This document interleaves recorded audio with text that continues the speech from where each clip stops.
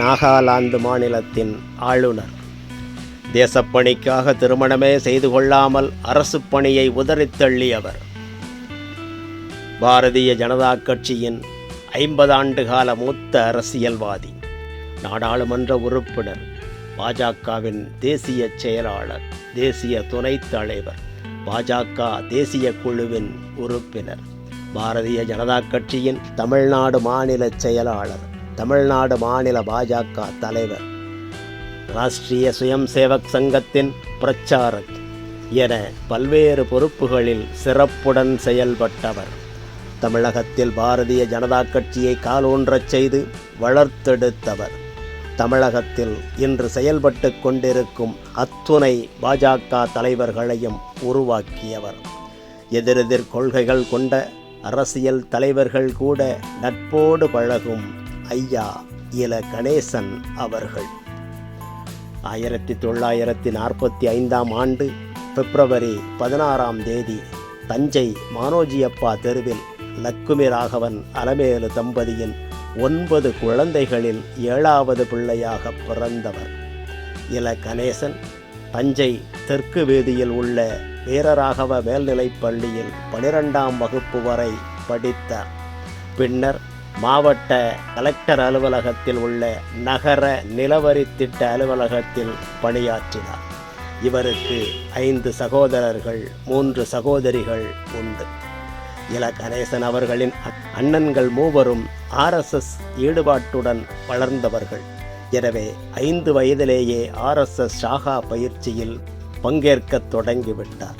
16 வயதிலேயே அரசு ஊழியராகிவிட்டார். என்றாலும் RSS பணிகளில் தொடர்ந்து ஈடுபட்டு வந்தார்.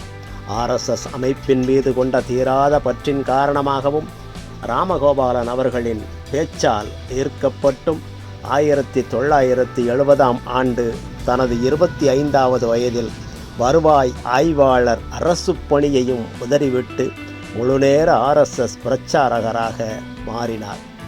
RSS இயக்கத்தின் நாகர்கோயில் நகர் பொறுப்பாளராகவும், ஒருங்கிணைந்த திருநெல்வேலி மாவட்ட பொறுப்பாளராகவும், மதுரை ராமநாதபுரம் மாவட்ட பொறுப்பாளராகவும், மண்டல பொறுப்பாளராகவும், தமிழ்நாடு, கர்நாடகா, அந்தமான் நிக்கோபார் தீவுகள் என்று பல்வேறு பகுதிகளில் RSS பொறுப்பாளராகவும் செயற்பட்டுள்ளார்.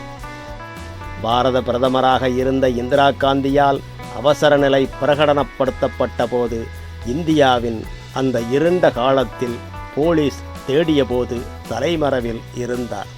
நெருக்கடி நிலையை கண்டித்து போராட்டம் நடத்தியதோடு பாடல்களும் எழுதினார். அப்போதும் கூட தனிநபர் தாக்குதல், கண்ணியக்குறைவான பேச்சை தவிர்த்தார். இந்திரா காந்தி ஒழிக என்று கோஷமிட்டவர்களை தடுத்து இந்திரா காந்தியின் சர்வாதிகாரம் ஒழிக என்று கோஷமிடச் சொன்னவர் இல கணேசன் அவர்கள். RSS செயல்பாடுகள் வெளியில் தெரிவதில்லை. தேர்தல் அரசியலுக்கு வெளியில் இருந்து கொண்டு இல கணேசன் அவர்கள் நடத்திய ஆரம்பகால அரசியல் பலருக்கும் தெரியாது. மதுரை மாநகராட்சி தேர்தலில் திமுகவும் காங்கிரசும் சமவிடங்களில் வென்றிருந்த போது காங்கிரஸை வீழ்த்த வேண்டும் என்ற ஒரே காரணத்துக்காக ஜனசங்கம் சார்பில் வெற்றி பெற்றவரை திமுகவுக்கு ஓட்டு போட வைத்து மதுரை முத்துவை மேயராக்கியதில் இல கணேசன் அவர்களுக்கு பெரும் பங்குண்டு.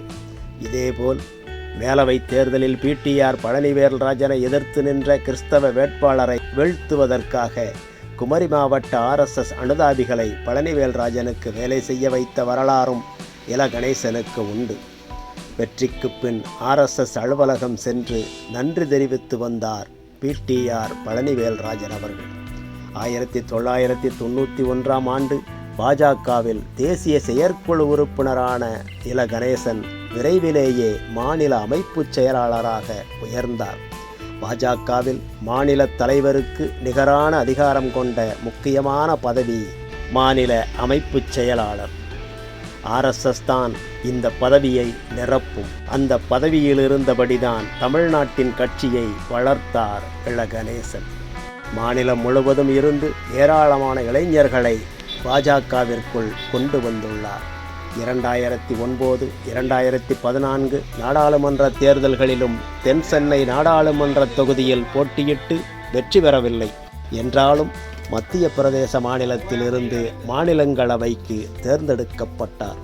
ஒவ்வொரு தேர்தலின் போதும் தனித்து நின்றாலும் கூட்டணியாக இருந்தாலும் தங்களது வேட்பாளர்களின் வெற்றிக்காக மாநிலம் முழுவதும் இல கணேசன் சுற்றுப்பயணம் செய்வார். ஒரே நாளில் பல தொகுதிகளில் பம்பரமாகச் சுழன்று பிரச்சாரம் செய்வார். தமிழ்நாடு பாஜகவின் பொதுச் செயலாளரான 91ஆம் ஆண்டு கீழ்மட்டத்தில் இளைஞர்கள் என்று பாஜகவில் யாரும் இல்லை. கட்சி பதவிக்கு அவர் வந்த பிறகு தமிழ்நாட்டு அரசியலுக்கு ஏற்றாற்போல காய்களை நகர்த்தினார். இந்துத்துவ கொள்கைகளை சமரசம் செய்து கொள்ளாமலும் தமிழ்நாட்டு உணர்வாளர்களை விட்டு கொடுக்காமலும் செயல்பட்டார்.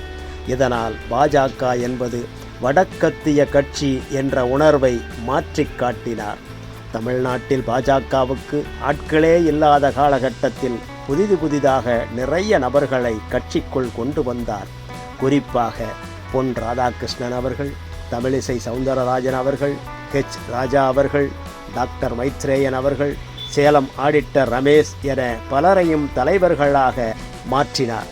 தற்போதுள்ள மாநில தலைவர் அண்ணாமலையை தவிர அனைவருமே இல கணேசனால்தான் பழக்கப்பட்டார்கள். பலருக்கும் அவர் ஏணிப்படியாக இருந்தார். அமைப்பு ரீதியாக கட்சி எவ்வாறு செயல்பட வேண்டும் என்பதை ஆவணப்படுத்தினார். அது இன்றளவும் பின்பற்றப்பட்டு வருகிறது. தொடக்கத்தில் கட்சிக்குள் வரும் இளைஞர்களுக்கு பயிற்சி கொடுத்தார். அந்த நடைமுறை இன்றளவும் கடைப்பிடிக்கப்பட்டு வருகிறது. காவி பூசப்பட்ட பச்சை தமிழனாக இருந்தார். இடதுசாரிகள் உட்பட அனைவருடனும் நட்பு பாராட்டினார். திமுகவில் உள்ள பேச்சாளர்களின் இலக்கிய சொற்பொழிவைப் போலவே பட்டிமன்றம், கவியரங்கம் என தமிழை கொண்டு சென்றதில் இல கணேசனுக்கு பெரும் பங்குண்டு. RSSல் இருக்கும்போது ஏராளமான பாடல்களை எழுதினார். தற்போது பொற்றாமரை என்ற இலக்கிய அமைப்பையும் நடத்தி வருகிறார். தேசியமும் தமிழும் தான் அதன் அடிநாதமாக இருக்கிறது. இந்து முன்னணி மாநில தலைவராக இருந்த மறைந்த ராமகோபாலன் மீது மிகுந்த பாசத்துடன் இருந்தார். ராமகோபாலன் அவர்களை குருவாகவே போற்றி வந்தார். பாஜக செயற்குழு உறுப்பினராக 30 ஆண்டுகளுக்கு மேலாக இருக்கும் இல கணேசன் இடையில் தேசிய செயலாளர், தேசிய துணைத் தலைவர், மாநில தலைவர், தேசிய துணைத் தலைவர், மாநில தலைவர் பதவிகளிலும் இருந்தார். அதிகாலை 4 மணிக்கே எழுந்துவிடும் பழக்கம் கொண்டவர் இல கணேசன் அவர்கள். காலார நடப்பார், பின் யோகா, அதன் பிறகு திருக்குறள், பாரதியார் கவிதைகள், பகவத்கீதையில் ஒரு அத்தியாயமாவது படிப்பார். வெள்ளி விழா காணும் பாஜகவின் ஒரே நாடு பத்திரிகையின் ஆசிரியராகவும் இருந்திருக்கிறார். குஜராத்தில் மோடியும் தமிழ்நாட்டில் இல கணேசன் அவர்களும் கிட்டத்தட்ட ஒரே காலகட்டத்தில் RSSல் அடுத்தடுத்த நிலை நோக்கி நகர்ந்தவர்கள். இல கணேசன் அவர்கள் தமிழ்நாட்டில் மாவட்ட பொறுப்பாளராக இருந்தபோது குஜராத்தில் மாவட்ட பொறுப்பாளராக இருந்தார் நரேந்திர மோடி அவர்கள். அடுத்து இருவரும் மண்டல பொறுப்பாளர்கள் ஆனார்கள். இருவரும் பல கூட்டங்களில் இணைந்து பணியாற்றியிருக்கிறார்கள். பிராமண சமூகத்தில் பிறந்தாலும் பிற சமூகங்களைச் சேர்ந்தவர்களை தலைவர்களாக மாற்றுவதில் மிகுந்த ஈடுபாடு காட்டினார். தமிழ்நாட்டில் பாஜக வளர்ந்ததற்கு இது மிக முக்கிய காரணமாக இருந்தது. எவராலும் புறக்கணிக்க முடியாத இடத்தில் திரு இல கணேசன் அவர்கள் இருந்ததால் அவரை தேடி பதவிகள் வந்தன. 2021 ஜனாதிபதி ராம்நாத் கோவிந்த் அவர்களால் மணிப்பூரின் 17வது ஆளுநராக நியமிக்கப்பட்டார். 18 ஜூன் 2022 முதல் மேற்கு வங்க மாநிலத்தின் கூடுதல் ஆளுநர் பொறுப்பையும் ஏற்றார். 20 பிப்ரவரி 2023 அன்று முதல் நாகாலாந்து மாநில 19வது கவர்னராக செயல்பட்டு வருகிறார். ஆட்சி அதிகாரங்களில் இல்லாத போது பாரதிய ஜனதா கட்சியை தமிழகத்தில் வளர்த்தெடுத்த தமிழக பாஜகவின் ஆளுமையான இல கணேசன் அவர்கள் இன்றைய பாஜகவில் இருப்பவர்களுக்கு வழிகாட்டியாக திகழ்கிறார்.